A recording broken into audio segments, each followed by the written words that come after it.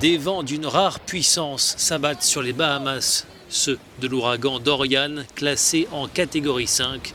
Il s'est renforcé en arrivant au-dessus de l'archipel des Caraïbes avec des rafales avoisinant les 350 km/h.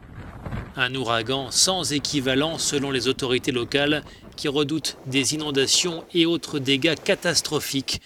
Cet habitant témoigne, il vit sur les îles Abacos, particulièrement touchées. Les vagues se brisent sur la côte, nos maisons sont éclaboussées par la mer.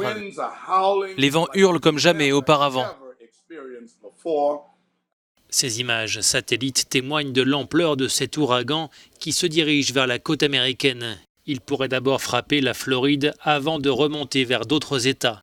Le président américain a fait part de sa préoccupation. C'est l'un des ouragans les plus importants que nous ayons vus. Ses effets vont se faire sentir à des centaines de kilomètres, voire plus de l'œil de la tempête, et bien avant qu'il ne touche terre. Il va parcourir des centaines de kilomètres. Nous nous attendons à ce qu'une grande partie de la côte Est soit touchée, et par endroits de manière très sévère. Mon administration travaille étroitement avec les autorités locales.